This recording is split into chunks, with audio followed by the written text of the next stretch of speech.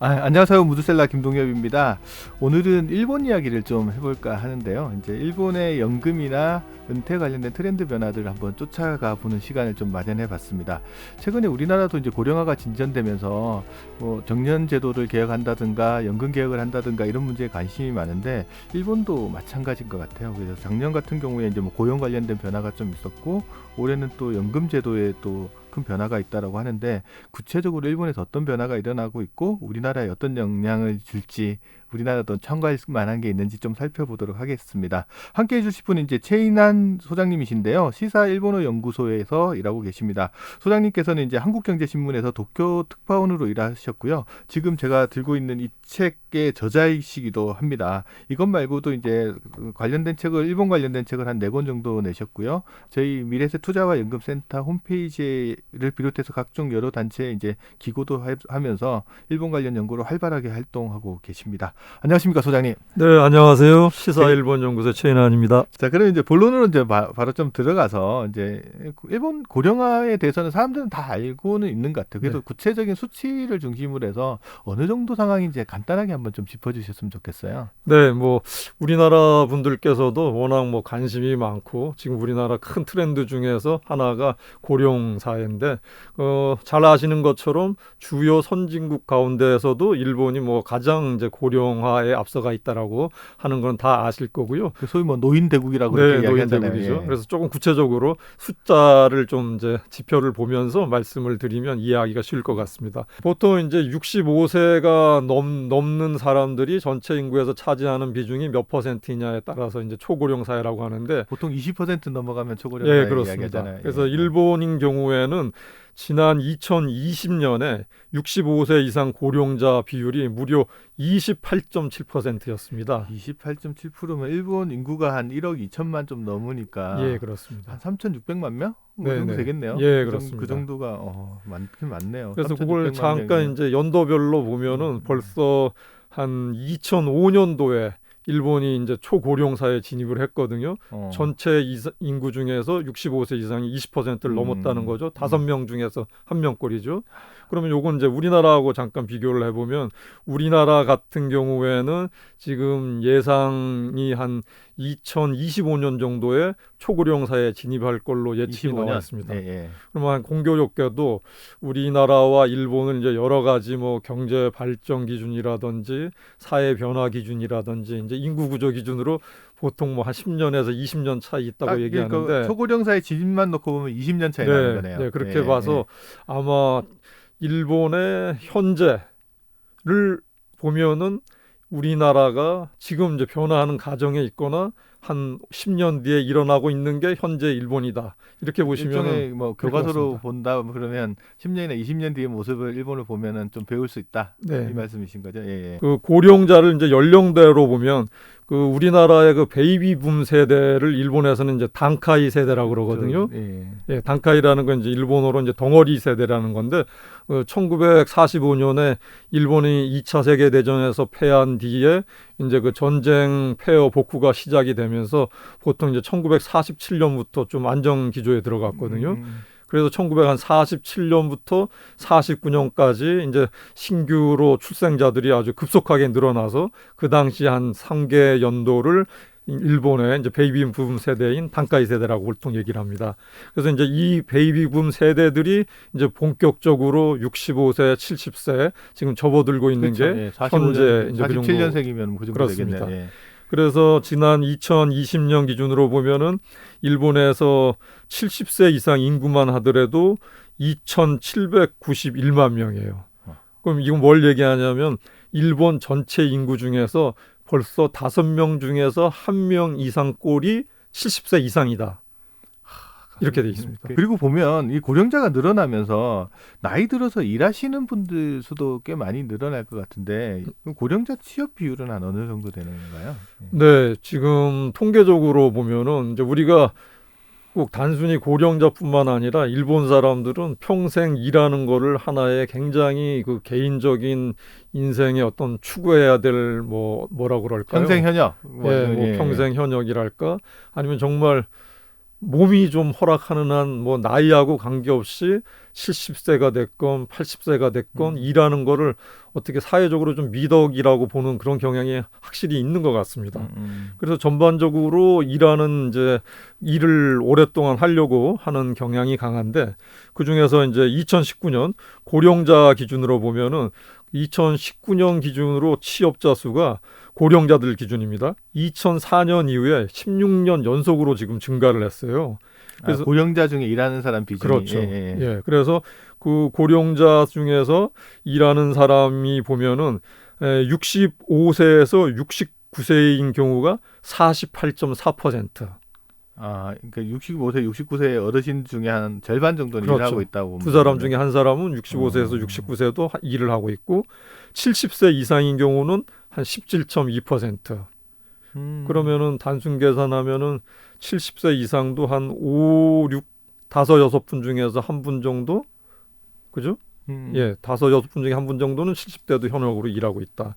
뭐 이런 게 되겠습니다. 그럼 이렇게 일을 할 수 있다라는 거는 뭐 제도적인 뒷받침이나 이런 게 좀 있어야 될 것 같잖아요. 우리나라 같은 뭐 고용자 고용촉진법 뭐 만들어 가지고 이제 60세까지 일할 수 있게끔 뭐 정년제도를 만들어 놨다고 해도 그 전에 퇴직하시는 분들이 상당히 많은 것 같은데 일본의 정년제도나 이런 거는 지금 어떻게 되어 있나요? 네, 기본적으로 일본이 이제 정년이 원래는 법적으로 65세였거든요. 근데 이제 법정 정년이 65세에서 70세로 바뀌는 획기적인 제도 개편이 지난해 초에 있었습니다. 그게 무조건 70세까지 일을 기업이 보장을 하는 거는 아니죠, 그게. 네, 그래서 이제 당장 의무적으로 일본에서 정년을 70세로 올리라는 의무 규정은 아니고 대신 그 고용을 하고 있는 기간, 예를 들어서 민간 기업이 됐건 아니면 공무원 같은 공기관이 됐건 최대한 70세까지는 의무 단기적으로 아마 뭐 몇 년 안에는 이제 의무화 될 것 같은데 작년 법 개정 기준으로는 70세까지 고용 연장을 위해서 고용자 측이 최대한 노력을 해야 한다 정도로까지 규정이 되어 있습니다. 노력 조항인 노력 조항이죠. 지금 현재는 이제 65세까지 근로자가 일할 의향이 있으면은 계속 일을 할 수 있게끔 해줘야 되는 게 현재 법인데 이제 70세로 연장은 하되 그냥 노력 조항으로만 가 있는 거고 뭐 조만간 여건이 최대한 노력을 해야 한다라고는 이제 법 규정에 돼 있습니다. 그런 여건 기반이 있으니까 지금 보면 아까 말씀하셨듯이 65세에서 69세 취업률도 그렇게 높아질 수 있는 그런 영향을 그렇습니다. 같이 미치는 거겠네요. 네, 거기다가 이제 뭐 모든 제도라는 게 어쨌든 법적 제도가 기본이 돼야 하긴 하지만 해당 당사자들인지 사회 분위기도 중요하거든요. 일본은 예를 들어서 뭐 65세 됐다고 해서 나 지금 바로 쉬고 싶다. 노후를 쉬면서 좀 이렇게 여유 있게 즐기겠다라는 어떤 분들이 숫자가 예를 들어서 우리나라하고 비교해서 65세나 70세가 되더라도 기회만 된다면은 나는 계속 일을 하고 싶어라고 하는 쪽이 다수인 것 같아요. 사회 분위기 저희 나라도 뭐 보통 뭐 퇴직을 하면 일이 없어질까 고민하잖아요. 네네. 이게 생계 문제나 이런 것들을 무시할 수 없는 상황이라서 그런데 보통 일본 같은 경우는 그런 여건 조성도 되고 사회적 분위기도 그렇게 가 있으니까 그런 좀 고령 취업자들이 좀 많아지는 것 같은데 요 조금 다른 문제로 가보면 그럼에도 불구하고 노후는 다 걱정스럽잖아요. 그렇습니다. 걱정스럽고 준비하는 것들도 우리나라뿐만 아니라 일본도 만만치 않게 어려운 것 같은데 일본의 최근 문제가 되고 있는 게 근로자들의 주요한 노후 수입원이라고 할 수 있는 퇴직금 규모가 자꾸 줄어든다. 네네. 이게 이슈가 되고 있는데 그 어떤 이유 때문에 그런 건지 어떤 이슈가 있는 건지 좀 한번 짚어주셨으면 좋겠습니다. 일본이 1995년 정도만 하더라도 1인당 GDP 국민소득이 한 4만 6천 달러까지 갔다가 작년 지금 최근 한 2, 3년만 보더라도 4만 달러를 놓고 위아래로 거의 그냥 오르내리고 있거든요. 그래서 이건 뭐 분명히 이제 경제적으로 볼 때 일본은 1990년대 초반 이후 최소한 25년 정도는 이제 정점에서 꺾여서 좀 수축한다라고 수축이 된 상태에서 더 나빠지지는 않고 한 1인당 4만 달러 수준을 그냥 현상 유지하는 장기 침체가 분명히 되고 있다라는 게 이제 일본의 경제 현상이라고 말씀드릴 수 있겠고요. 이제 거기에 따라서 이제 일본의 장기 침체는 뭘 얘기하냐면 바로 이제 기업이 최근 20년이나 30년 동안 개별 기업으로 보더라도 크게 확장이나 성장이 안 됐고 또 하나의 측면은 새로운 좋은 기업이나 신규 예를 들어서 뭐 벤처 기업이 됐건 새로운 기업들이 많이 생겨나지도 못하고 성장을 못했다라는 증거거든요. 경제가 침체되어 있다는 거는. 그래서 결국은 퇴직금도 바로 그런 측면에서 저는 이제 연관이 되고 이해가 될 수 있다고 보는데, 일본 기업들은 최근 한 25년 사이에 정점을 지나서 예를 들어서 외형인 매출 규모가 됐건 아니면 뭐 순이익 지표가 됐건 영업이익이 됐건 여러 기준으로 보더라도 수익성이 전성기에 비해서 많이 떨어졌거든요. 이제 기업의 그런 재무 상황이라든지 이런 매출 구조가 안 좋다 보니까 상당수 많은 기업들, 예를 들어서 이렇습니다. 지금 우리나라에서 뭐 보통 우량 기업이라고 하면은 뭐 예를 들어서 뭐 30대 대기업이 됐건 뭐 100대가 됐건 이제 민간의 대기업, 소위 얘기하는 또 이제 금융기관들 뭐 이런 기관을 말하겠는데, 비교를 해보면 같은 대기업군이나 시중 금융기관 기준으로 비교를 해봐도 우리나라가 지금 월급 수준이 한 20-30%는 높은 것 같습니다. 뭐 예를 들면 대기업 부장급이다. 예. 그랬을 때 우리나라의 대기업 부장급의 급여가 일본의 현재 같은 수준에 있는 대기업 부장급보다 한 20% 30% 정도. 네네. 뭐 신입사원도 비슷한 것 같아요. 일본의 지금 소위 지금 앞에서 설명드린 대기업들은 한 초봉이 한 23에서 한 25만 엔 선. 그럼 그 말이 맞는 거네요. 보통 일본 사람들 급여 계산할 때 자기 나이에다가 10,000엔 정도 곱하면 맞다고 하는데, 25세 보통 뭐 취업한다 그러면 25 곱하기 10,000엔 25만 엔 정도 수준? 그게 네. 대졸 초임 정도라고 보면 거의 뭐 맞는 계산이 네, 나오는 그렇습니다. 거네요. 실내를 보면은 흔히 이제 일본 최대 제조업체인 도요타 자동차 같은 네. 경우라든지 일본의 뭐 시중은행 중에서 탑인 뭐 미쓰이 스미토모라든지 미조은행 같은 경우를 보더라도 제 대졸 초임이 한 23만 원에서 3만 엔에서 25만 엔 정도예요, 보니까. 그 정도 그럼 되네요. 예를 들어서 우리나라 지금 시중은행이나 대기업들 보면은 뭐 연봉 막 4천, 5천 가까이 가는 것 같은데. 그 어떻게 우리나라 알겠습니다. 조금 더 높은 편이네요. 네, 진짜. 예. 일반적으로 보면. 예. 그럼 예를 들어서 한 50대 전후에 부장급이 된다고 할 경우에 한국은 지금 대기업군이나 시중 금융그룹군을 보면은 거의 뭐 1억 가깝거나 넘어가는 걸로 그렇죠. 지금 대기업들이나 그런 경우는 그렇죠. 보는데, 예. 일본 같은 경우에는 한 보니까 지금 한 7천에서 한 8천만 원 정도 되는 것 같아요. 말씀하셨듯이 20에서 30% 정도? 네. 우리나라 급여 수준이 조금 더 네. 높은 편이. 그게 문제가 되는 게, 그 급여 수준이 이렇게 정체돼 있거나 안 올라가다 보니까 자연스럽게 퇴직금에도 영향을 미치는 거죠. 네, 그래서 그렇습니다. 뭐 그것 때문에 이제 퇴직급여 수준이 낮아지는 것 같은데, 지금 퇴직급여 보통 어느 정도 받나요? 제가 그래서 통계를 하나 보니까 퇴직금이 지금 많이 줄고 있어요, 실질적으로. 그래서 2000년대 초반인 2003년 경우, 예를 들어서, 근데 이것도 뭐 그 학연이라든지 대기업에 따라 다른데, 이제 기준치를 대졸 신입사원을 기준으로 했을 때 대학교 졸업하고 신입사원에서 한 뭐 30, 일본에는 군대를 안 가니까 한 35년 정도 되는 것 같아요. 그럴 경우에 퇴직금이 평균치입니다. 2003년인 경우에는 2,499만 엔이었습니다. 2,499만 엔, 2,500만 엔 정도 되는 이제 거예요. 우리나라 돈으로 한 2억 5천 정도 단순 계산하면 되는데, 그게 2018년에는 한 30%가 줄어서 1,788만 엔이었고요. 또 3년 뒤인 작년치를 제가 최근 통계를 찾아보니까, 작년치는 대졸 신입사원이 30에서 34년 근무했을 때 받는 퇴직금이 평균 1,658만 엔으로 나와 있습니다. 와, 그럼 2003년도에 2,500만 원에서 지금 한 1,600만 원까지 줄었으면, 평균이 없긴 하지만 진짜 많이 단순 계산하면 한 2억 5천에서 1억 5천 정도로. 그 퇴직금 계산 방법이 우리나라하고 좀 다르다라고 듣긴 했는데, 일본에는 퇴직금 계산 체계나 이런 게 어떻게 돼요? 네, 보니까 아마 뭐 우리나라 같은 경우에는 기업에서 퇴직하기 전에 그 몇 개월치 상개월인가요? 퇴직 이전 뭐 30일 평균, 30일 평균이죠. 그거에다가 뭐 계속 근로기간 곱하니까 1년에 한 달치? 네. 여기다가 근무기간 곱해서 받는다 생각하면 되는데. 네, 그래서 이제 아마 제가 일본의 기업 사례라든지 일본의 공기업 사례를 조사해 보니까 법적으로 뭐 며칠치를 평균해서 준다라는 거는 없고요. 일본은 보니까 전반적으로 퇴직금 산출은 각 기업이 자기의 산술 방식에 따라서 퇴직금을 준다라는 게 일반적인데, 그걸 금액적으로 아마 좀 평균을 해서 보니까 대부분 기업들이 그 연 평균 급여, 그러니까 아마 이제 연봉 기준으로 보면 될 것 같은데 12개월치에 한 달치 정도가 되는 것 같아요. 평균적으로 퇴직금 수준이.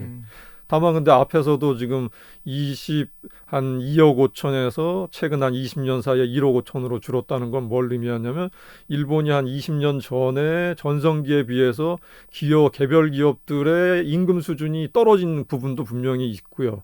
그렇죠. 급여 수준이 떨어지니까 퇴직금도 줄어든다. 또 한편에는 또 어떤 게 있었냐면은 최근 일본이 한 20년 사이에 비정규직이 또 굉장히 많이 늘었습니다. 예전에 말을 들어서 특정 A 기업의 전체 인원이 100명이 정규직이라고 할 경우에 지금은 기업들 평균적으로 보면 한 30에서 40%가 좀 다 비정규직으로 바뀌고 있는 추세거든요. 평균을 내다 보니까 이제 정규직의 퇴직금이 줄어든 것보다는 비정규직화 되면서 평균이 줄어든 부분들도 영향을 미쳤겠네요. 네, 그리고 이제 흔히 이제 우리 얘기하는 그 일본식 자본주의의 뭐 대표적인 특징 중에 한 두세 가지만 꼽으면 연공서열제, 연공서열제라든지 종신고용제라든지 그리고 뭐 이제 노조 관련 얘기하는데 연공서열제 같은 경우에도 지금 이제 최근 20년 사이에 많이 기업에서 좀 허물어지면서 단순히 연차 근속 연수가 올라가면서 호봉이 올라가면서 늘어나는 임금 구조가 많이 좀 와해가 됐거든요.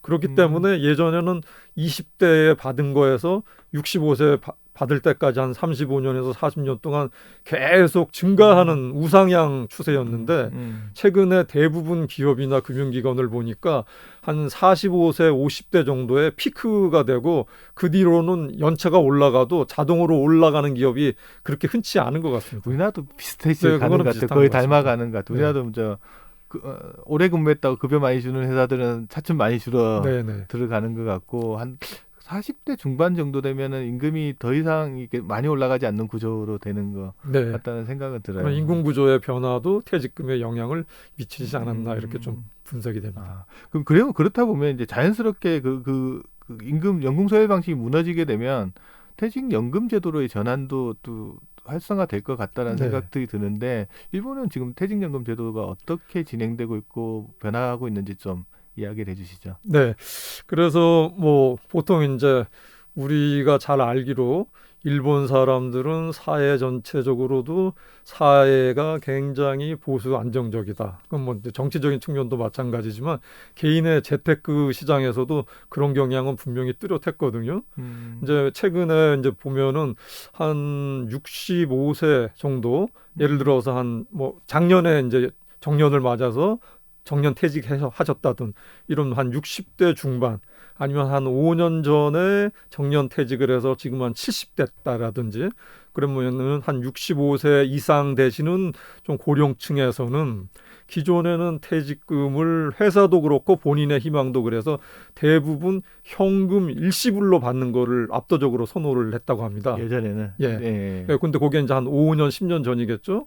근데 최근에 예를 들어서 지금 최근이라고 하면 현재 본인이 현역으로 근로를 하고 있는 근로자 기준. 그럼 한 40대라든지 50대 향후 10년, 20년 정도 정년 퇴직을 앞두고 있는 사람 기준으로는 기존의 그 선배 세대들 한 10년, 20년 선배 세대들은 퇴직할 때 일시금 현금을 받아가지고 가서 그냥 예금이나 적금에 넣었다가 꺼내 쓰는 걸 선호했었는데 최근에 가장 큰 두드러진 변화는 현재 직장을 다니고 있는 한 40, 50대는 퇴직할 때 일시금을 다 100% 받는 것보다는 한 50대 50 정도로 이렇게 나누는 경향이 있는 것 같아요. 절반 정도는 일시금으로 받더라도 나머지 절반은 연금 형태로. 그렇죠. 그러니까 50% 정도는 연금 형태로 그거를 본인도 이제 그런 쪽으로 선호를 하고 그리고 상당수 기업들도 일시금으로 주면은 사실은 노후에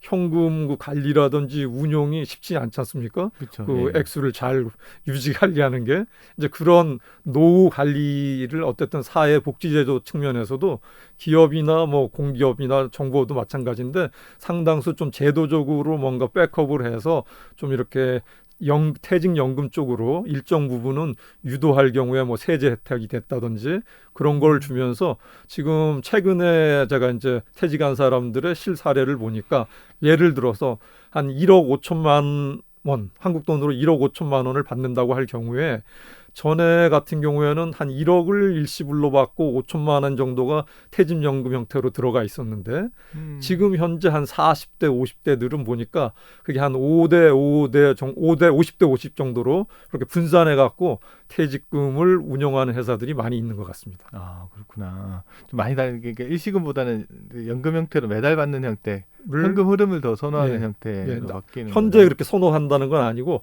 그 지금 트렌드는 그렇게 그쪽으로 넘어가고. 조금씩 이제 진행이 되고 있다.